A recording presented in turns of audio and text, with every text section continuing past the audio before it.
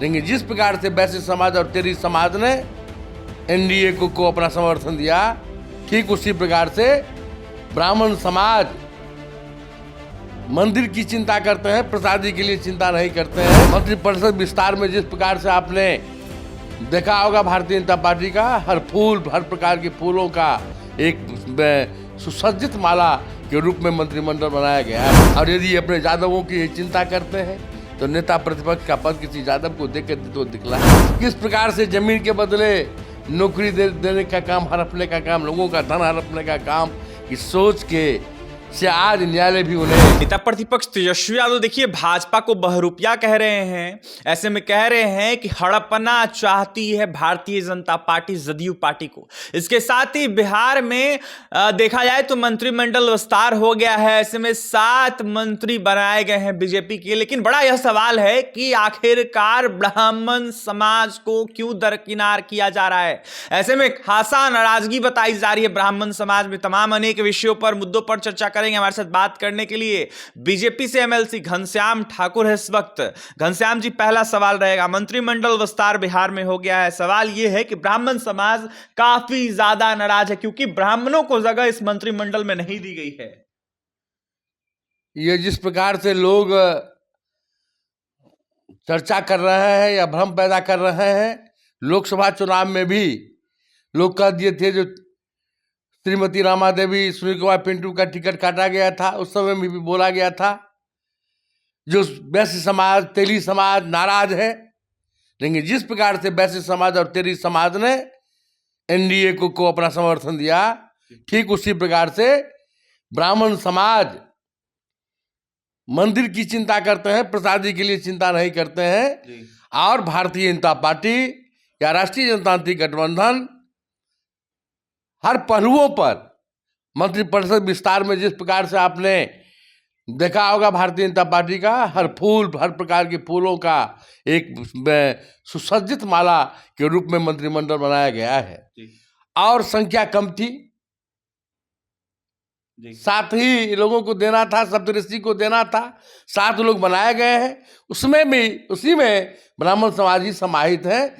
आप उसकी चिंता न करें। रही बात नेता प्रतिपक्ष भारतीय जनता पार्टी को बहुरूपिया कहते हैं जी, हड़पने वाली पार्टी कहते हैं। बिल्कुल। और जिस कोख से पैदा होने वाले व्यक्ति राजनीतिक विचारधारा के कोख से जी, इसे अन्यथा नहीं लीजिएगा जी। राजनीतिक विचारधारा की कोख से पैदा होने वाले व्यक्ति किस प्रकार से जमीन के बदले नौकरी देने का काम, हड़पने का काम, लोगों का धन हड़पने का काम की सोच के से आज न्यायालय भी उन्हें जो दागी है, भ्रष्टाचारी है। और लगता है आदरणीय नीतीश कुमार जी बिहार की प्रगति यात्रा से, जिस प्रकार से प्रगति यात्रा के दौरान जिस प्रकार से पिछले बजट में हमारी केंद्र की सरकार ने और राज्य की सरकार इस प्रकार से विकास का एक कीर्तिमान स्थापित किया है, सड़क के मामले में, पुल पुलिया के मामले में, सिंचाई के मामले में, बाढ़ से रोकने के मामले में, नदी से नदी जोड़ो अभियान के मामले में, स्वास्थ्य के क्षेत्रों में। इससे ये विचलित होकर इनका मानसिक संतुलन बिगड़ गया है। इन्हें एनडीए के द्वारा किए जा रहे विकास से व्याकुलता आ गई है, इनका मानसिक संतुलन बिगड़ चुका है। मैं तो चाहूँगा जो नेता प्रतिपक्ष का कहीं अच्छे स्वास्थ्य केंद्रों में जो अच्छा स्वास्थ्य सुविधा इनको दे, इनका मानसिक संतुलन, इनके विचार में शुद्धता लाए। और मैं चाहता हूं भगवान से जो ये कम से कम, और यदि अपने यादवों की चिंता करते हैं तो नेता प्रतिपक्ष का पद किसी यादव को देकर तो दिखला है। सिर्फ श्रीमान लालू प्रसाद यादव जी विधानमंडल में, श्रीमती राबड़ी देवी नेता प्रतिपक्ष, और विधानसभा में नेता प्रतिपक्ष श्रीमान तेजस्वी यादव जी, और यादव जी नहीं है। भाई वीरेंद्र यादव को ही बना कर देख ले, बड़े इनके चहेते हैं, भाई वीरेंद्र यादव जी को ही बना दे। और अब जो विधानसभा के पूर्व अध्यक्ष हैं अवध बाबू, उनको ही नेता प्रतिपक्ष बना दे, सबसे बुजुर्ग हैं। तो थोड़ा तो त्याग करके दिखावें ताकि आगे आने वाले समय में बिहार के चुनाव में यादव समाज का विश्वास दौड़ेगा। जो यादव का परिवार एक ही परिवार में नहीं है और भारतीय जनता पार्टी में आदरणीय रामकृपाल यादव जी, आदरणीय नित्यानंद राय जी, आदरणीय नंद किशोर यादव जी, हमारे बिहार विधानसभा के सम्मानित अध्यक्ष हैं, हमारे आदरणीय नित्यानंद जी केंद्रीय गृह राज्य मंत्री हैं, और ब्राह्मण समाज आदरणीय मंगल पांडे जी हमारे स्वास्थ्य मंत्री हैं, आदरणीय नीतीश मिश्रा जी हमारे ब्राह्मण मंत्री हैं, विजय चौधरी जी ब्राह्मण मंत्री हैं, और आदरणीय संजय झा जी जो हमारे राष्ट्रीय जनता दल के कार्यकारी अध्यक्ष हैं, ये ब्राह्मण नहीं है क्या?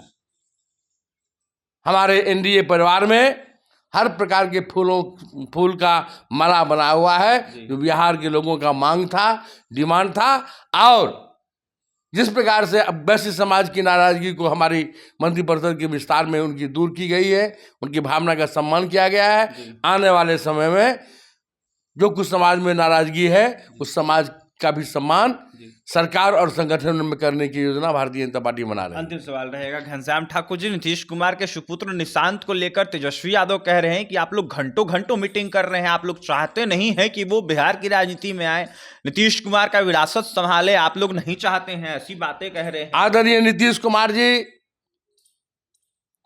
एक उदाहरण है,